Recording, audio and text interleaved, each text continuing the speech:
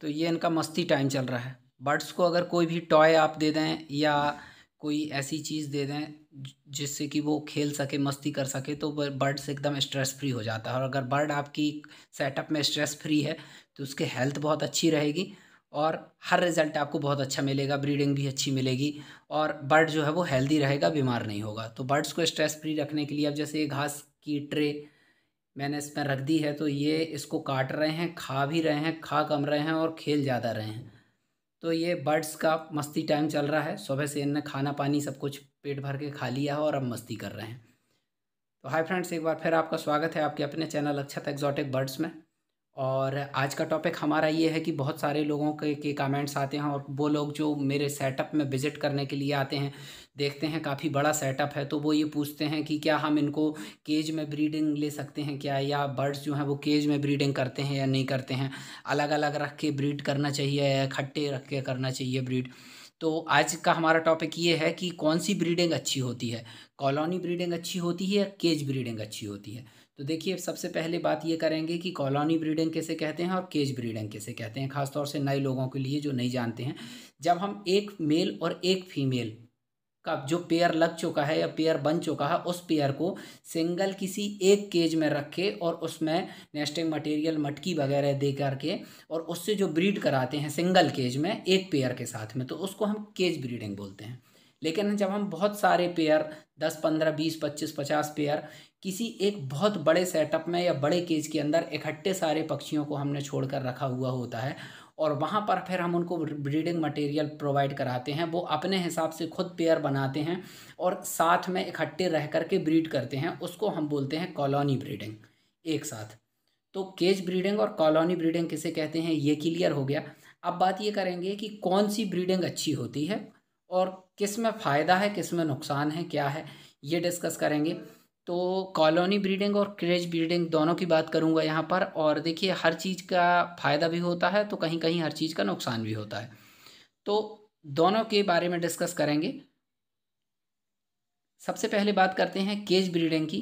Cage breeding अगर हम लेते हैं तो हमें सेपरेट केज में बर्ड को रखना होता है। सेपरेट केज में जब आप बर्ड रखते हैं तो उससे फ़ायदा ये होता है कि बर्ड्स को कोई डिस्टरबेंस नहीं होता, मेल और फीमेल दोनों सिंगल अकेले होते हैं, वो अपने हिसाब से अपने आप को मेंटेन कर लेते हैं, अपने हिसाब से वो जब उनको एग का टाइम आता है एग लेकर लेते हैं, अपने हिसाब से बच्चे पाल लेते हैं, उनके बच्चों को डिस्टर्ब करने वाला कोई नहीं होता, उनको डिस्टर्ब करने वाला कोई नहीं होता, माहौल अच्छा मिलता है। तो ऐसी स्थिति में ब्रीडिंग जो है वो बहुत अच्छी आती है। तो केज ब्रीडिंग में ब्रीडिंग जो है वो नो डाउट अच्छी मिल सकती है आपको। कॉलोनी ब्रीडिंग में भी मिलती है लेकिन उसके बारे में बाद में बात करेंगे। केज ब्रीडिंग में आपको ब्रीड सबसे पहले अच्छी मिलेगी। दूसरी बात ये आती है कि बर्ड्स जो होते हैं, अगर कभी कोई बर्ड्स बीमार हो गया तो अगर सेपरेट सेपरेट केज में अगर आपने बर्ड्स रखे हुए हैं तो एक वो बीमारी एक बर्ड से दूसरे बर्ड में नहीं फैलती है क्योंकि वो अलग अलग रखे हुए हैं। तो ये केज में से सेपरेट रखने के ये फ़ायदे होते हैं। तीसरी बात ये होती है कि अगर आप इनको कोई मेडिसिन देना चाहते हैं, कोई सप्लीमेंट देना चाहते हैं, तो वो आप उनकी हेल्थ के हिसाब से अलग अलग आप उनको दे सकते हैं। कि फॉर एग्जांपल किसी को कैल्शियम की ज़रूरत है तो कैल्शियम प्रोवाइड कर दिया, किसी को मल्टीविटामिन देनी है तो मल्टीविटामिन दे दिया। लेकिन कॉलोनी में तो आपको इकट्ठा ही देना पड़ेगा, तो ट्रीटमेंट में या सप्लीमेंट देने में आसानी हो जाती है। तो ये हो गया केज ब्रीडिंग। अब केज ब्रीडिंग के जो नुकसान हैं वो बताता हूँ। नुकसान तो ऐसे बहुत ज़्यादा कुछ नहीं है, सिर्फ प्रॉब्लम यह है कि टाइम बहुत ज़्यादा लगता है। अब हमने अपने शौक के हिसाब से बर्ड रखे हुए हैं, हम इनको 10 मिनट, 15 मिनट, आधा घंटा, मैक्सिमम 1 घंटा सुबह, आधा घंटा 15 मिनट हमने शाम को इनके ऊपर टाइम स्पेंड किया। लेकिन अगर ये बर्ड जो आप दिख रहे हैं, जैसे मेरी कॉलोनी में ये 150 बर्ड हैं, अगर ये 150 बर्ड को मैं अगर रखना चाहूँ तो मेरे को 75 छोटे छोटे केज बनाने पड़ेंगे। फिर मैं इतनी जगह में पानी अलग से उनके लिए रखूं, फिर उनको सॉफ्ट फूड का टाइम होगा तो इतनी जगह सॉफ्ट फूड दूं, तो फिर मैं कोई दूसरे काम कर ही नहीं सकता, फिर दिन भर मुझे यही करना पड़ेगा। और ये कोई हमारा मेन काम तो है नहीं या कोई बिजनेस तो है नहीं, ये हमारा शौक है।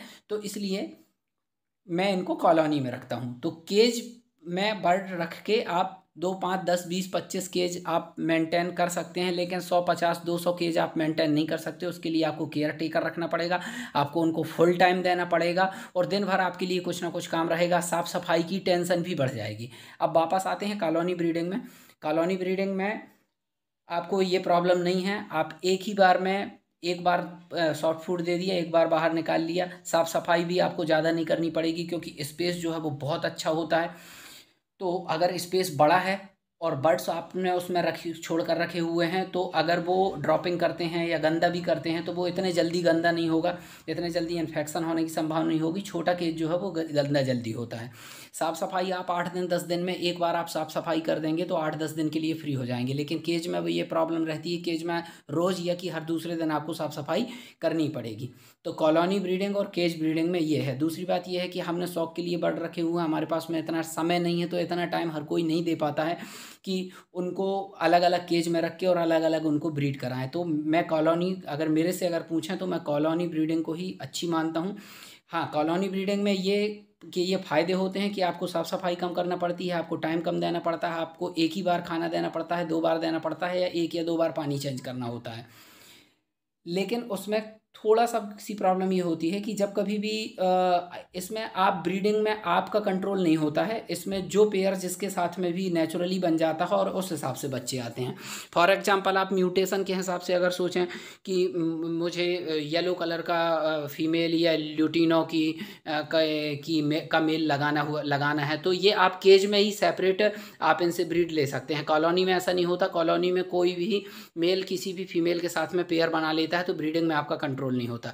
दूसरा, कॉलोनी में इनकी फाइट होने की भी संभावना होती है, मटकियों को लेके फाइट होती है। कई बार इतनी ज़्यादा फाइट हो जाती है कि एक आध दो बार मर भी जाते हैं। कभी कभार कुछ मेल फीमेल ऐसे होते हैं जो दूसरे बच्चों को नुकसान पहुंचा देते हैं, काट देते हैं, मार देते हैं। तो ये कॉलोनी में ये होता है। लेकिन फिर भी कॉलोनी जो है वो केज ब्रीडिंग से मुझे ज़्यादा अच्छी लगती है। चैनल को अभी तक सब्सक्राइब नहीं किया हो तो सब्सक्राइब कर लें। मिलते हैं नेक्स्ट वीडियो में। बाय।